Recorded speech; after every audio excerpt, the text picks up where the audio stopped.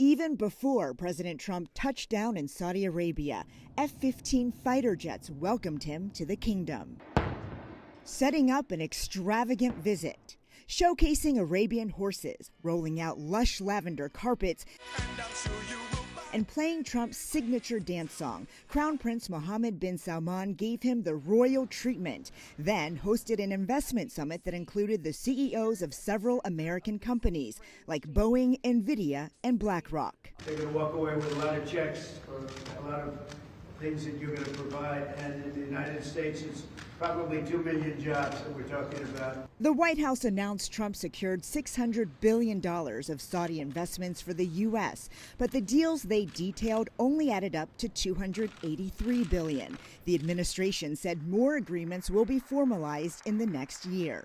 Trump's emphasis on securing business deals stresses the foundation of his foreign policy to promote American interests over issues like human rights.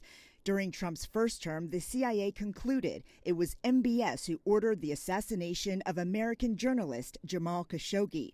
Today, Trump said this. Far too many American presidents have been afflicted with the notion that it's our job to look into the souls of foreign leaders and use U.S. policy to dispense justice for their sins. In Riyadh, we spoke with the Secretary of Energy, Chris Wright.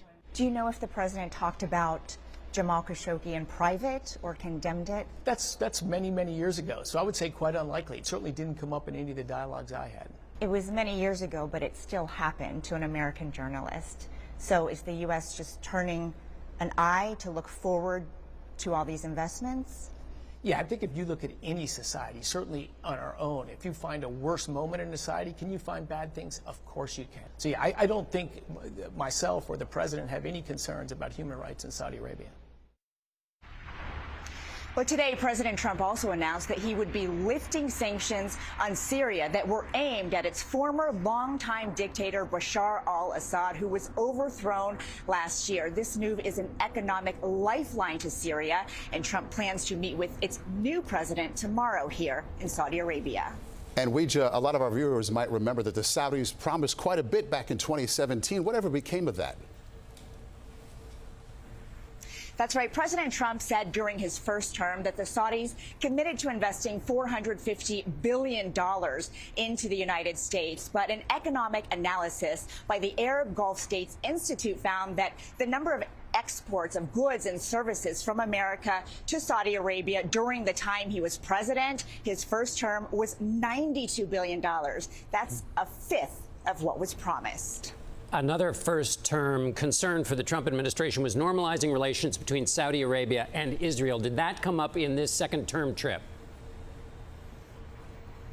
Well, even today, John, the president said it is his fervent hope and dream to normalize relations between Saudi Arabia and Israel. But he wants this country to do it on its own time. And the Crown Prince has made clear that that is not a possibility until there is a solution to a Palestinian state and a permanent end to the war in Gaza, both things that are not realistic anytime soon. Okay, Weijia Jiang in Riyadh tonight. Thank you.